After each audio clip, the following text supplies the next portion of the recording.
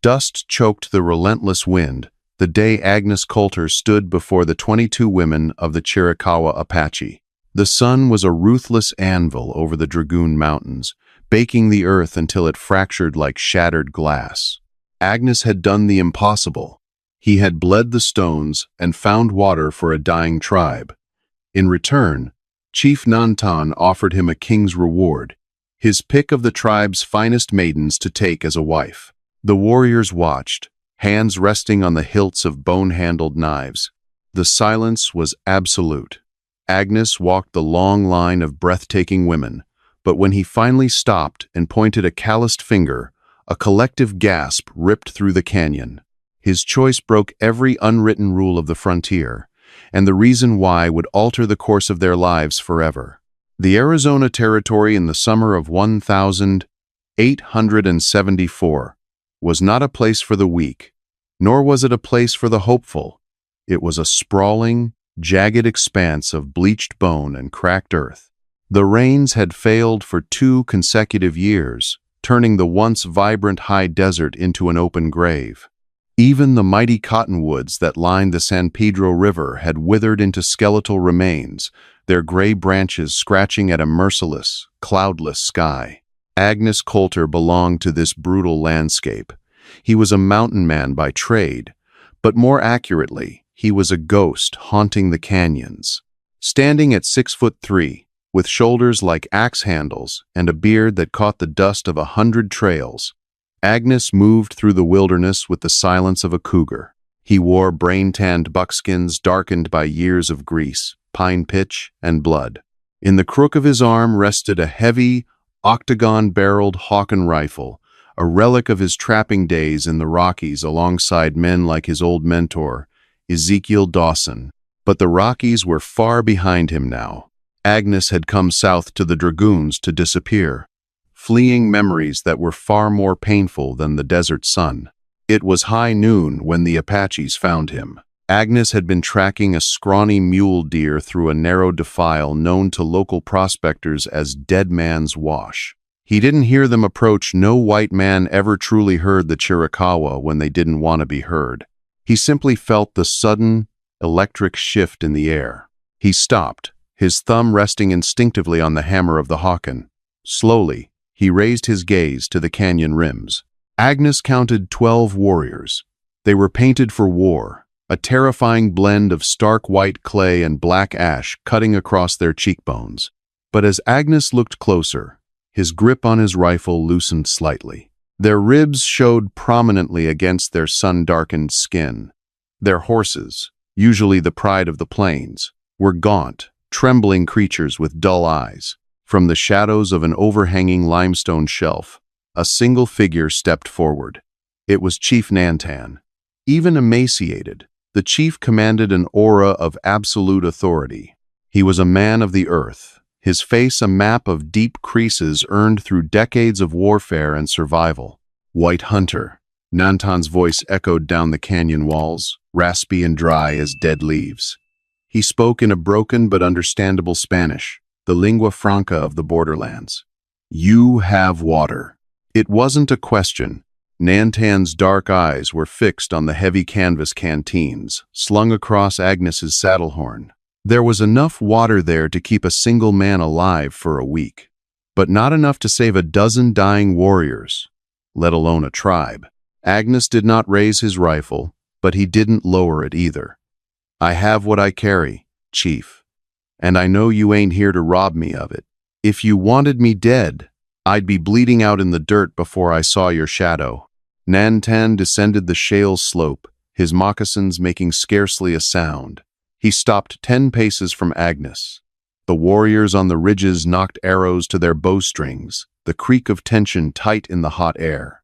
My people die, Nantan said, stripped of all pride by the sheer gravity of his desperation. The springs of our fathers are dust. The river is sand. The children do not cry because they have no water for tears. We tracked you, mountain man. You walk the deep canyons. You know the hidden places. The soldiers at Fort Bowie shoot us when we approach. We cannot go to the lowlands. Agnes stared into the chief's eyes. He saw no deception, only the hollow, terrible void of a leader watching his people perish. The hostility between the white settlers and the Apache was a river of blood that had flowed for generations, but the drought was an enemy that cared nothing for race or borders. "You want me to find water," Agnes stated quietly. "I offer a truce," Nantan replied. "Find the water that hides in the belly of the earth.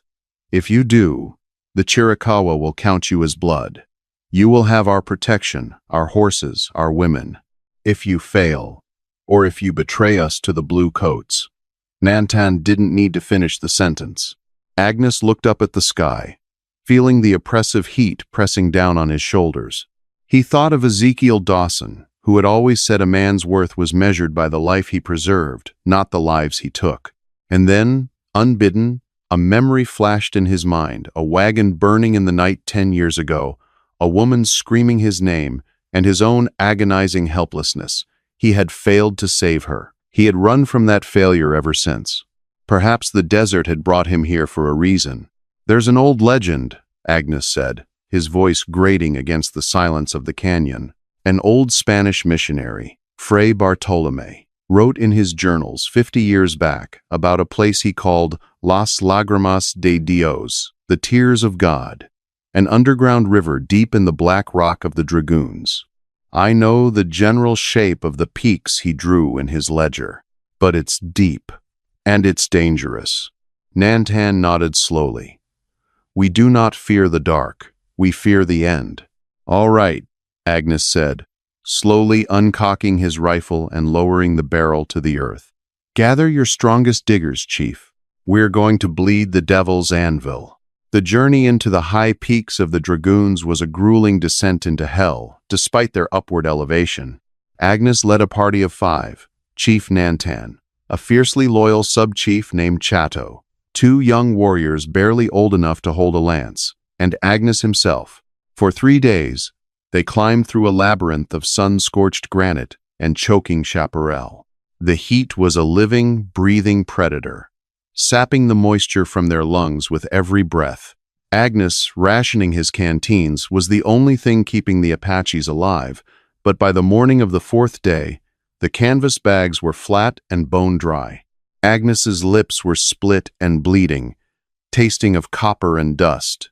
His mind played cruel tricks on him. In the shimmering heat mirages, he saw the face of Sarah Miller, the woman he had intended to marry a decade ago. He saw her bright auburn hair catching the prairie sun, heard her laughter like silver bells. He squeezed his eyes shut, forcing the ghosts back into the dark corners of his mind. "Focus on the rock. Focus on the land. Mountain man," Chato croaked, stumbling slightly as his foot caught on a jagged root. The young warrior's eyes were bloodshot, his face pale beneath the dirt. "We are walking into the sky to die." "Keep moving," Agnes grunted, his gaze fixed on a peculiar formation of towering, rust-colored spires in the distance. Fray Bartolomé wrote that the entrance was guarded by 3 stone giants looking eastward. "We're close."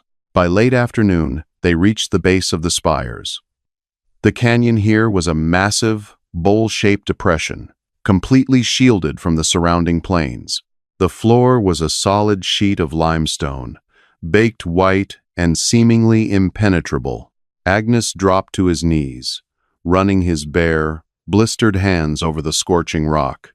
The Apaches watched him with a mixture of hope and heavy doubt. "There's no water here," Nantan said softly. "The earth is dead."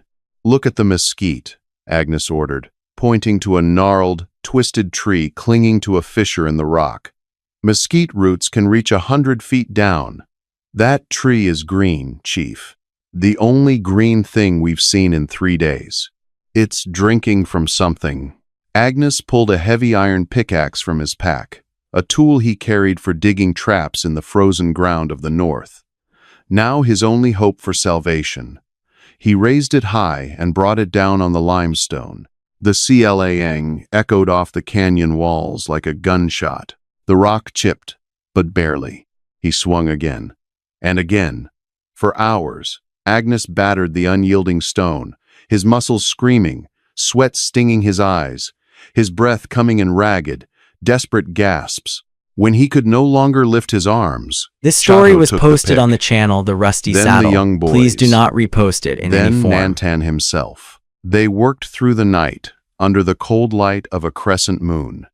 It became a battle of wills between desperate men and the ancient earth.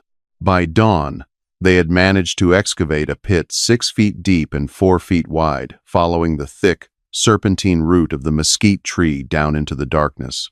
Agnes was at the bottom of the pit, his hands bloody and raw, his vision swimming from dehydration. He raised the pick for another strike. As the iron bit into the floor of the pit, the sound was different. It wasn't a sharp clang. It was a hollow, resonant thud. Agnes froze. He looked up at Nantan, who was peering over the edge of the pit. "Stand back," Agnes hissed.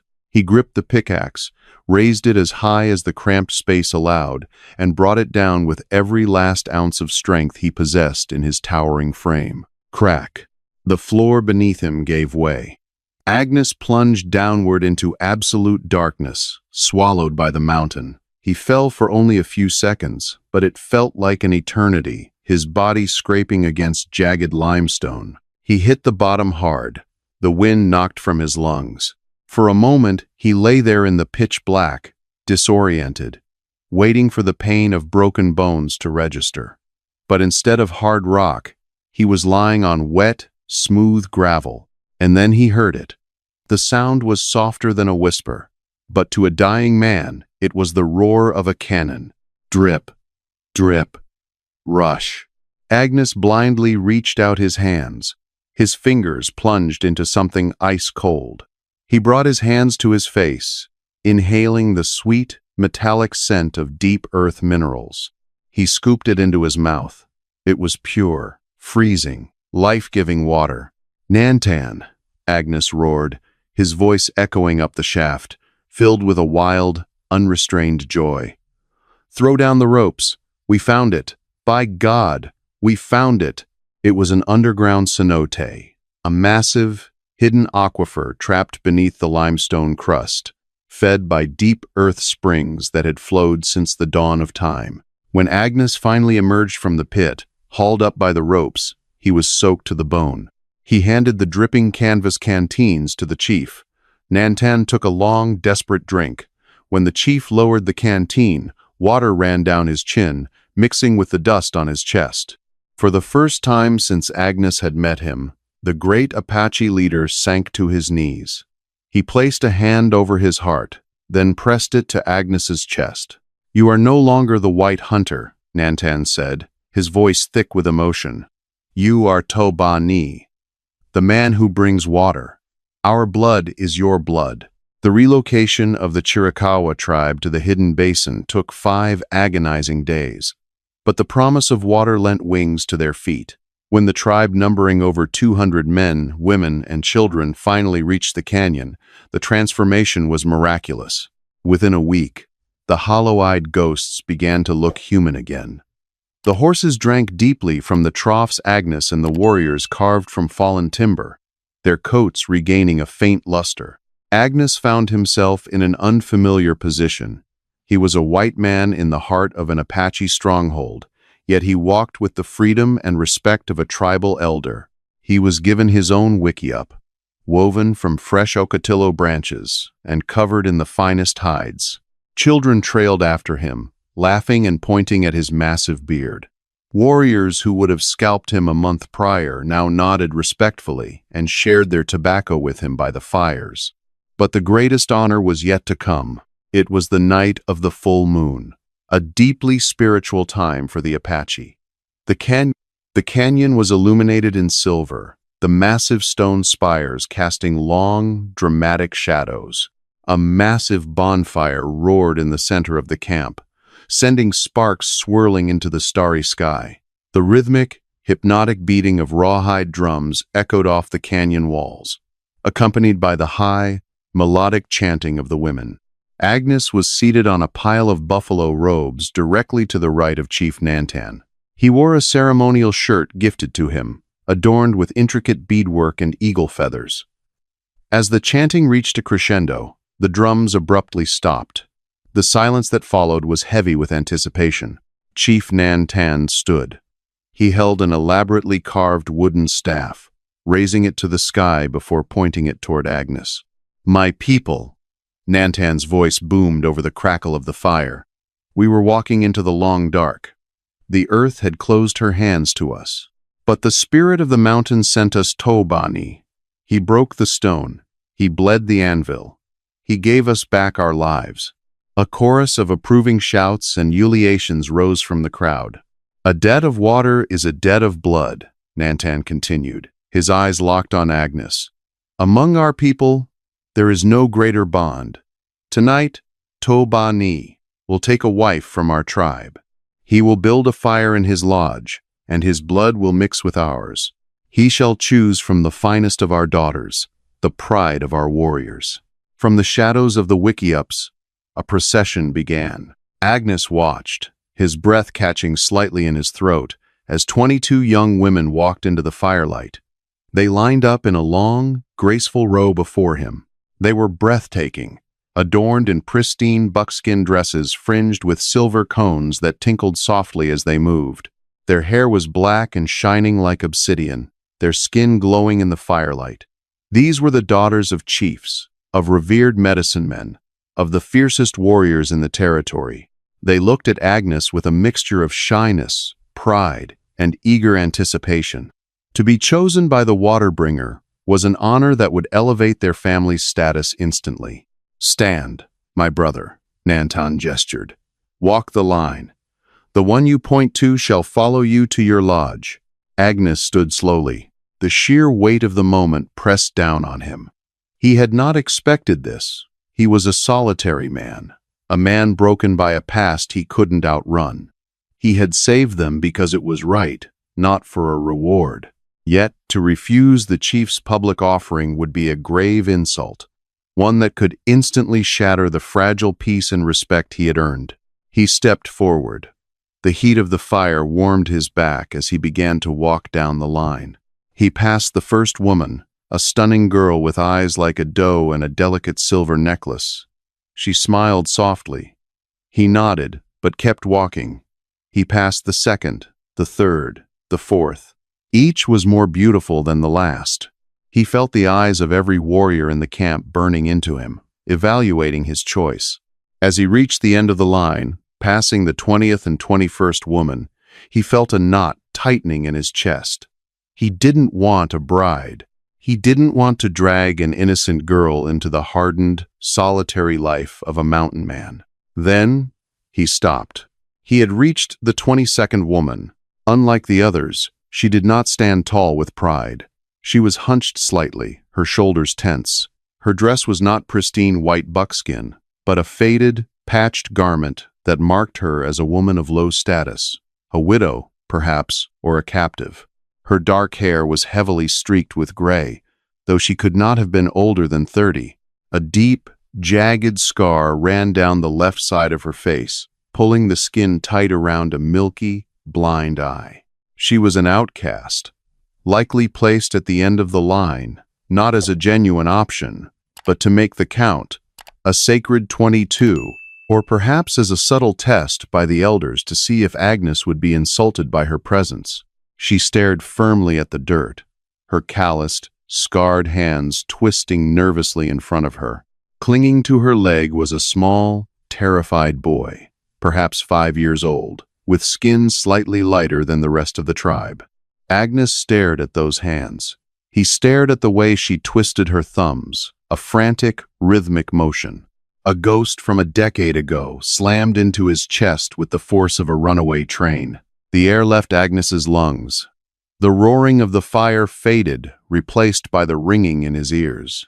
He took a step closer, towering over the scarred, trembling woman. The camp went deathly still. Whispers began to ripple through the crowd. Why was the Waterbringer stopping before the broken widow? Agnes reached out a trembling hand. He gently placed his rough fingers under her chin and lifted her face to the firelight. Her one good eye, a brilliant, piercing hazel, met his. 10 years of sun, wind, grief, and Apache captivity had weathered her beyond recognition. The The scar had ruined her soft features, but beneath the dirt and the pain, beneath the years of suffering, Agnes saw the girl who had This promised story to was meet him in posted on the Oregon. channel The It Rusty was Saddle. Sarah. Please do She not stared repost back it at in him, any form. her chest heaving, her pupil dilating in shock. She opened her mouth, but no sound came out. She had been mute for years, traumatized by the raid that had taken her from the burning wagons. Agnes didn't point. Instead, he dropped to his knees in the dirt before her, entirely ignoring the 21 beautiful maidens beside her. He took her scarred, twisting hands in his. When Agnes finally spoke, his voice cracked, ringing out clear and loud across the silent, stunned camp. "I don't need to choose a wife." "Chief Nantan," Agnes said, tears cutting tracks through the dust on his face, his eyes never leaving Sarah's. "Because I'm already looking at her." The silence that fell over the canyon was absolute, heavier than the suffocating summer heat they had escaped. Even the crackle of the great bonfire seemed to mute itself as Agnes Coulter's words washed over the assembly. He remained on his knees in the dust. A mountain of a man bowed before the frail, trembling form of a scarred widow. Sarah's singular, hazel eye was wide, with a terror that slowly, agonizingly morphed into disbelief. She pulled her hands from his grasp, as if burned, stumbling a half-step backward. The little boy at her leg whimpered, burying his face in the folds of her tattered buckskin dress.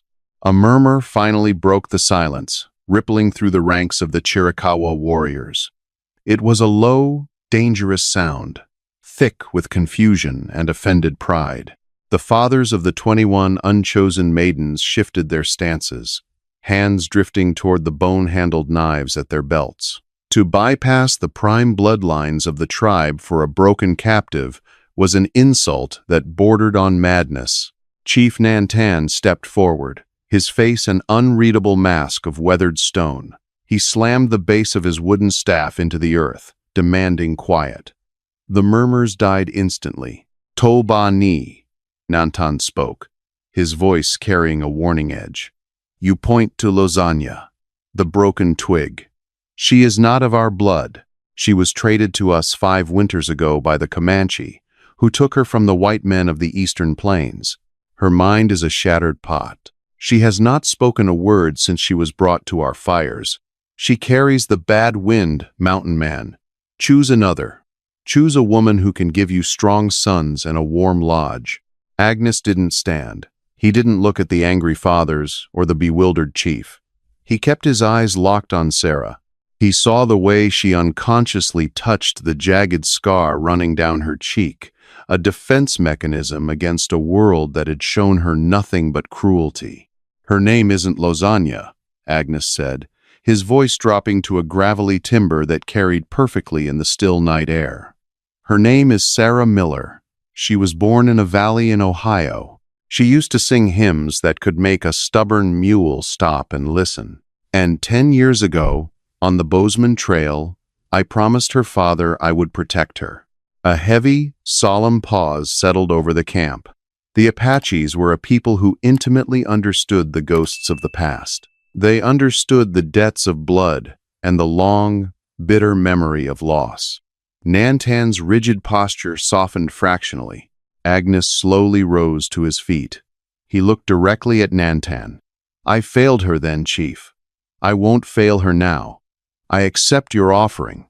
I take this woman and the boy to my fire." Nantan stared into Agnes's eyes for a long, calculating moment. He saw the uncompromising steel there, a resolve that could not be broken by tribal law or wounded pride. The chief gave a single, slow nod. "It is done. The water-bringer has chosen." The feast that followed was a subdued affair. The initial joyous fervor had been dampened by the weight of Agnes's choice, but the respect for his deeds kept the peace. Agnes did not join the dancing or the drinking of mezcal. He gently placed a hand on Sarah's shoulder, guiding her and the boy away from the glaring light of the bonfire and toward the secluded wickiup that had been prepared for him. Inside the shelter, it was dim and quiet, smelling of dry sage and tanned hides. Agnes lit a small oil lantern, casting a warm, flickering glow over the small space. Sarah immediately retreated to the furthest corner, pulling the boy tightly into her lap, her back pressed against the woven ocotillo branches. She watched Agnes with the wary, hyper-alert gaze of a hunted animal. Agnes took off his heavy leather coat and set his Hawken rifle by the entrance. He didn't approach her. He knew better than to corner a terrified creature. Instead, he moved to the small fire pit in the center of the lodge, stirring the glowing embers and setting a small iron pot of water to boil. "I know you're scared, Sarah," Agnes said softly, his back turned to her to give her space. "I know it's been a long time. I thought you burned in that wagon. They found remains. I thought—" He choked on the words, the memory of that ash-choked morning on the prairie clawing at his throat. He took a deep breath, steadying himself. "You don't have to speak. You don't have to do anything. You're safe now. As long as I have breath in my lungs, no one will ever hurt you again." He poured a tin cup of warm water and steeped some dried peppermint leaves he carried in his pack. He took a piece of dried venison, softened it in the water, and placed it all on a wooden platter. He walked halfway across the lodge, set the platter on the dirt floor, and retreated back to his bedroll on the opposite side. For a long time, nothing happened. The only sound was the crackle of the embers and the distant, muted drums of the camp. Finally, the little boy's hunger overcame his fear. He crept forward, his dark eyes darting between the food and the giant, bearded white man. Agnes offered a gentle, reassuring smile. "Go on, son. It's for you."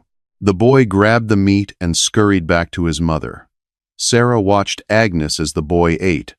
Her hand slowly reached out, trembling, and took the tin cup. She brought it to her lips, the steam warming her scarred face. As she drank, a single tear escaped her good eye, carving a clean line through the dust on her cheek. It was the first time in 10 years she had been looked at not as a slave, a burden, or a ghost, but as a human being. The turning of the seasons brought a fragile, tentative peace to the hidden canyon. The deep aquifer Agnes had unleashed flowed true, filling the stone basins and allowing the Chiricahua to stockpile water and food. The children laughed again, and the horses grew strong. Within the walls of Agnes's wickiup, a different kind of healing was taking place. Sarah did not magically recover her voice, nor did her scars fade, but the terrified, hunched posture slowly evaporated. She began to mend Agnes's torn buckskins, her nimble fingers working the bone needles with a grace that reminded him so painfully of the girl she used to be. Sometimes, in the quiet hours of the early morning, he would wake to find her sitting by the fire, simply watching him sleep, the perpetual fear in her eye replaced by a profound, silent gratitude. The boy, whom Sarah had named Thomas in a whisper to herself, but the tribe called Da Teste, the Quick One, became Agnes's shadow. Thomas was a child of two worlds, possessing his mother's pale skin but the dark, striking features and agility of an Apache.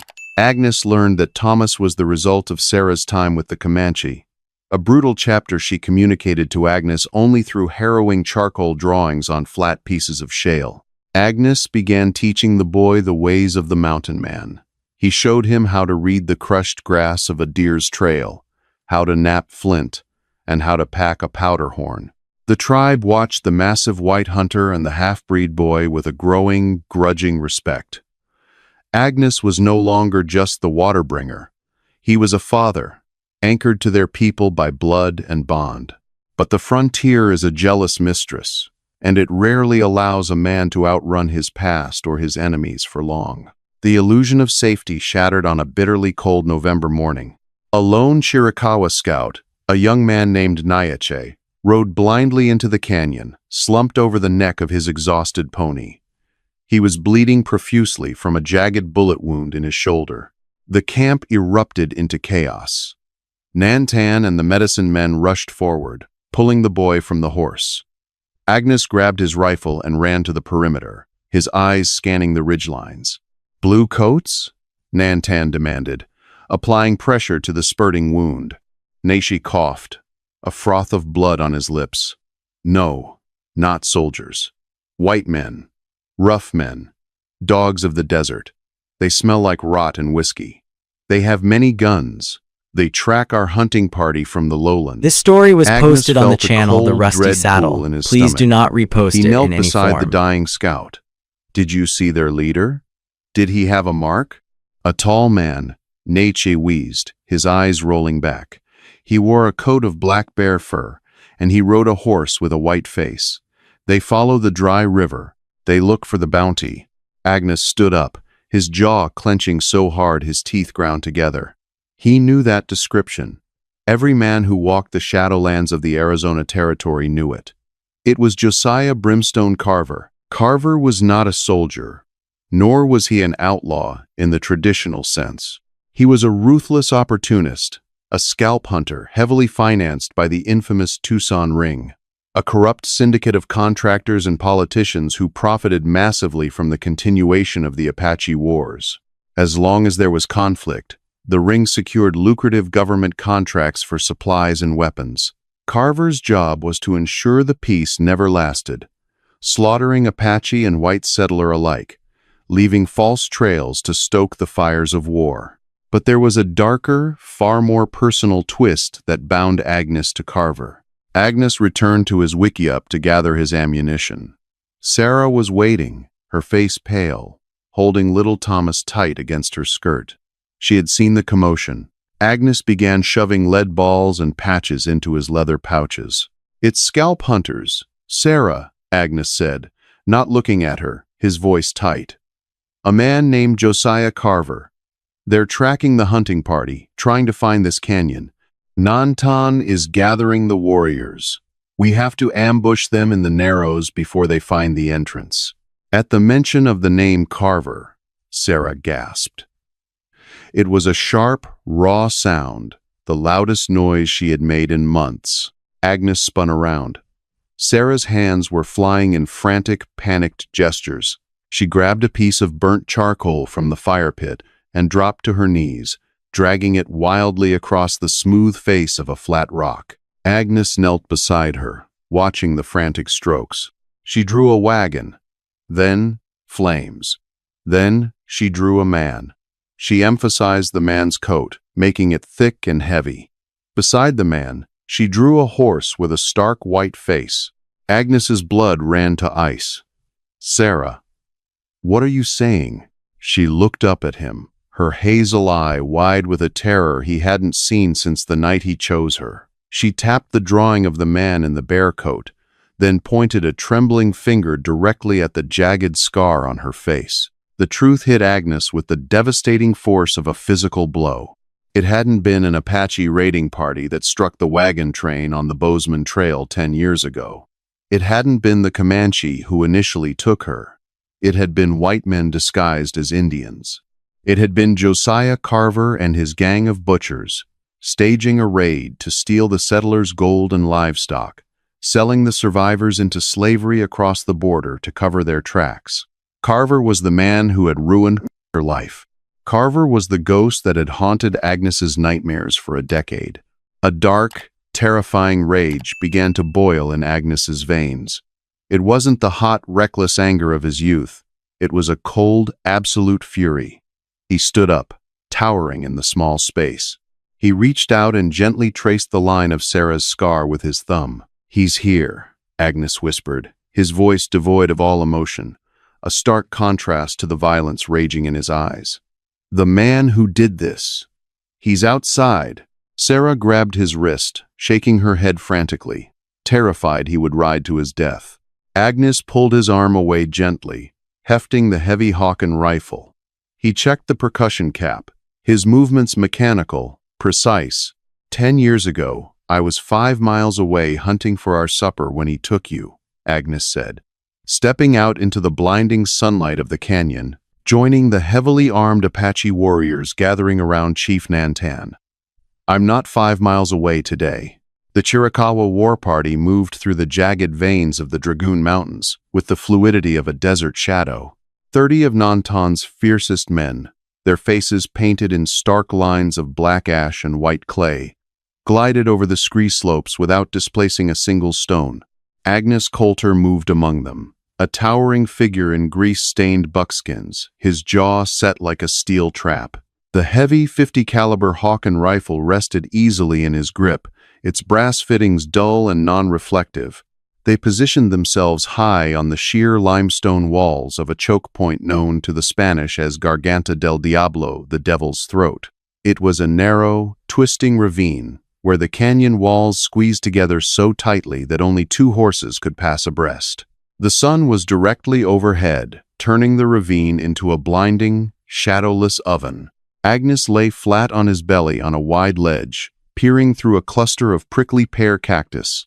Beside him lay Chato, the young sub-chief, a Winchester repeating rifle in his hands, a weapon taken from a fallen cavalryman years ago. "They come," Chato whispered, his voice barely carrying over the dry rustle of the wind.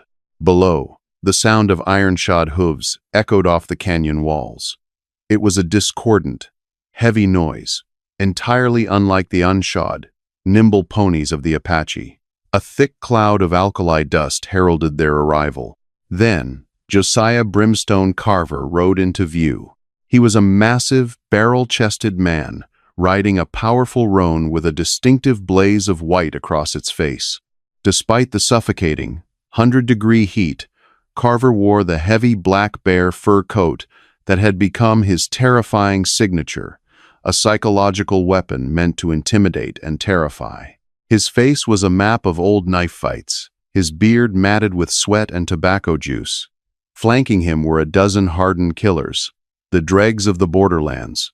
They were men cast out from civilized society, heavily armed with Sharp's buffalo rifles, double-barreled scatterguns, and Colt revolvers.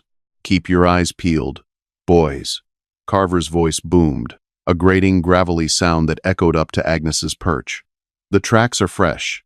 Nantan's band is hurting, dying of thirst. The Tucson Ring is paying $50 a scalp for the bucks and $25 for the squaws.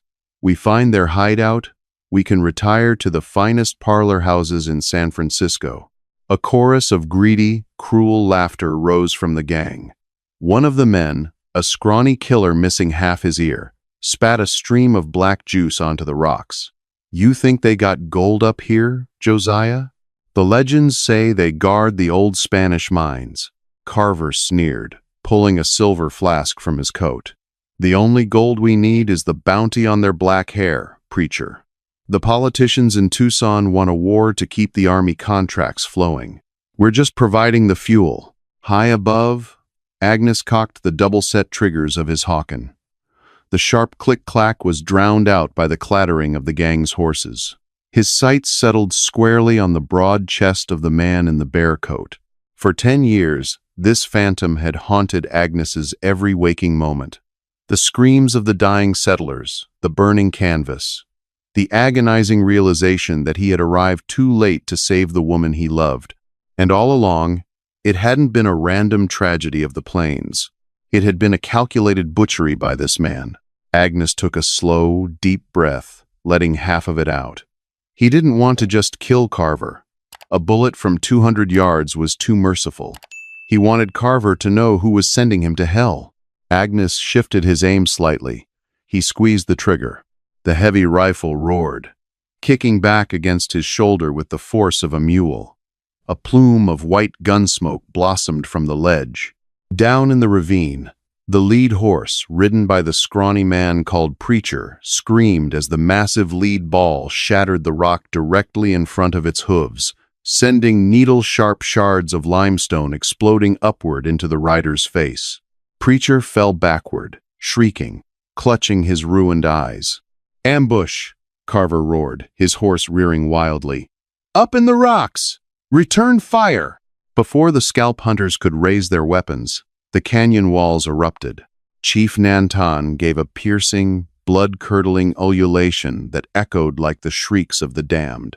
A volley of Winchester fire, iron-tipped arrows, and heavy stones rained down upon the trapped mercenaries.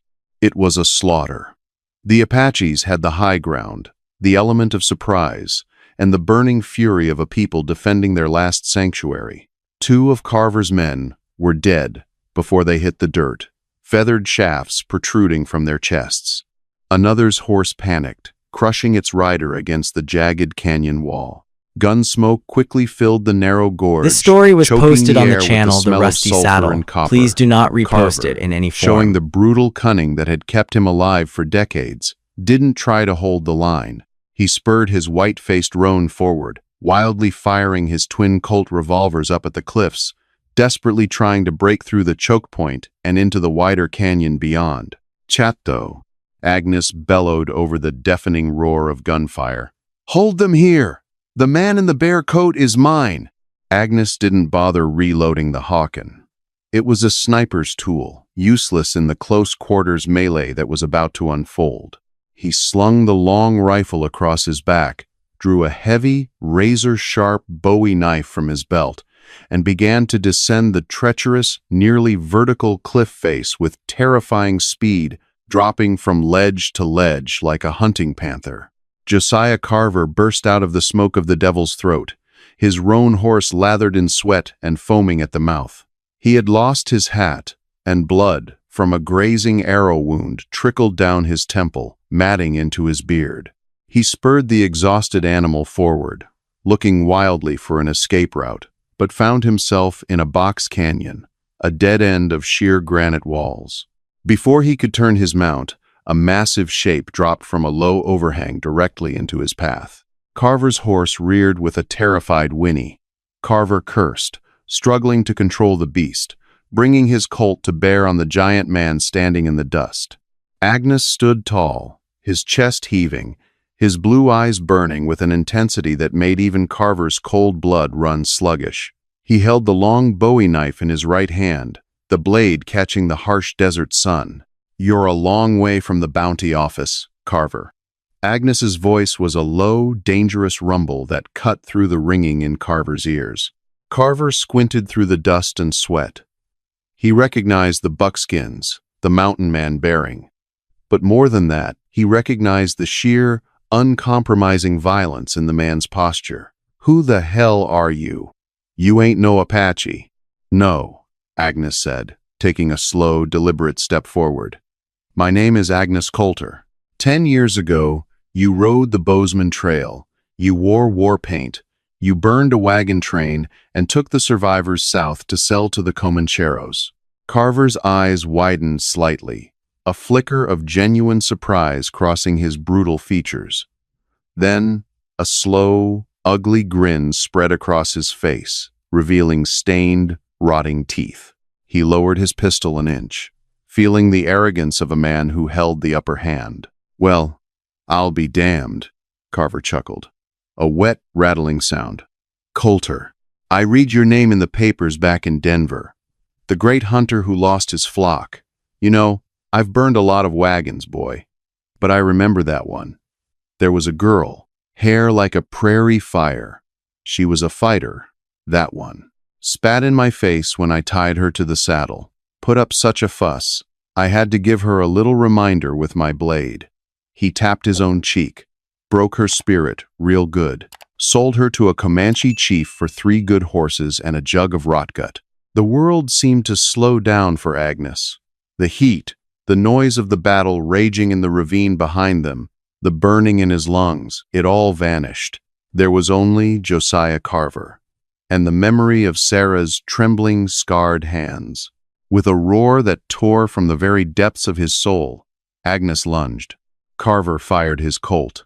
The heavy, .45 caliber bullet tore through the fleshy part of Agnes's left shoulder, spinning him slightly. But the momentum of 10 years of pure, distilled rage was unstoppable.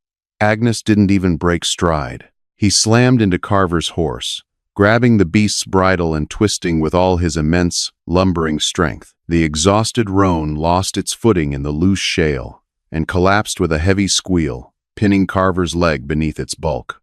The Colt flew from Carver's hand as he hit the ground hard. Coughing dust, he clawed frantically at his belt, pulling a heavy, double-edged hunting knife. Agnes fell upon him like an avalanche. The fight was not a duel of skill. It was a brutal, primal clash of survival. Carver slashed wildly, his blade biting deep into Agnes's forearm. Agnes grunted, ignoring the spray of his own blood, and drove his knee squarely into Carver's chest, pinning the man to the earth. Carver struck out, punching Agnes in the jaw, trying to dislodge the giant. "You're a dead man, Coulter. The ring will send 100 men. They'll wipe this whole canyon out. They won't know where to look," Agnes snarled, blood dripping from his chin onto Carver's face. "Because no one is walking out of here to tell them." With a brutal, twisting motion, Agnes batted Carver's knife arm away, pinning the scalp hunter's wrist to the dirt with his heavy boot. Carver writhed, his eyes finally filling with the raw, animal panic of a predator that suddenly realizes it is prey. Agnes raised the Bowie knife high. The steel flashed. "For Sarah," Agnes whispered. He brought the blade down. When Agnes finally stood up, the canyon was silent. The gunfire in the devil's throat had ceased. The dust was beginning to settle. Agnes swayed slightly, clutching his bleeding shoulder. He looked down at the motionless form in the black bear coat, feeling no triumph, no elation, only a profound, crushing emptiness, followed slowly by a strange, sweeping sense of peace. The ghost was dead. The debt was paid.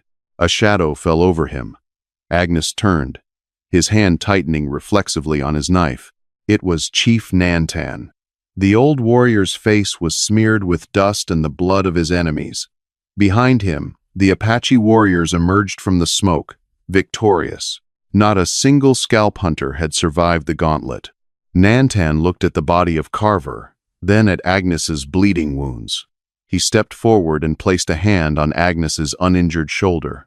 "The bad wind has stopped blowing." "Toba ni," Nantan said softly, his eyes filled with profound respect. "The earth has swallowed the dogs. Your spirit is clean." Agnes nodded, his breathing ragged. He looked past the chief, toward the path that led back to the hidden camp. "I need to go home, Chief." The walk back to the village was the longest journey of Agnes's life.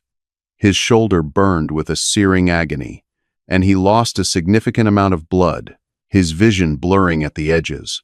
But he refused the aid of the warriors, stumbling forward on his own 2 feet. When he finally breached the tree line and entered the camp, the women and children had gathered near the spring, waiting anxiously for news of the battle. Sarah was standing at the edge of the crowd, clutching little Thomas to her chest. When she saw Agnes emerge from the brush, covered in dust and blood, leaning heavily to his right side, a ragged sob tore from her throat. She dropped the boy's hand and ran to him. She didn't care about the watching tribe, didn't care about tribal decorum or the fears that had ruled her for a decade. She threw her arms around his waist, burying her scarred face into his chest, weeping uncontrollably. Agnes dropped his knife and wrapped his massive, uninjured arm around her, holding her so tightly he feared he might break her. He buried his face in her graying hair, breathing in the scent of sage and wood smoke. "He's gone, Sarah," Agnes whispered into her hair, tears finally spilling over his dirt-caked cheeks. "It's over. He can never hurt you again. The nightmare is done." Sarah pulled back slightly, looking up into his face.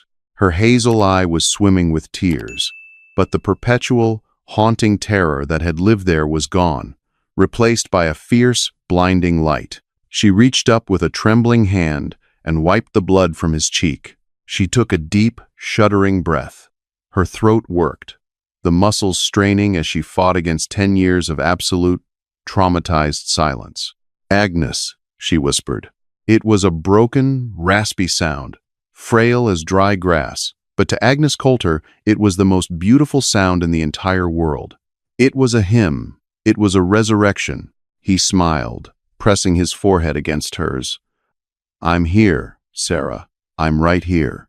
The legend of the water-bringer and the broken twig echoed through the Dragoon Mountains long after the frontier had been tamed by iron rails and telegraph wire. Agnes Coulter and Sarah Miller never returned to the white man's world. They remained with the Chiricahua, forging a life born of shared scars and deep, abiding loyalty. The deep aquifer Agnes discovered kept the tribe alive through the most brutal droughts and the canyon became a sanctuary of peace in a bleeding territory. Sarah's voice returned slowly, soft and measured, a gentle counterpoint to the rugged harshness of their environment. Thomas grew into a formidable warrior and a wise mediator between two colliding worlds, bridging the gap between his heritage and his adopted people. Agnes, the mountain man who had sought the desert to disappear, found instead the very thing he had lost: a family, a purpose, and redemption. As the years turned their hair silver, they would often sit by the edge of the crystal-clear pool, looking out over the unforgiving Arizona landscape, knowing that even in the most broken, desolate earth, love and water could always carve a way back to the light.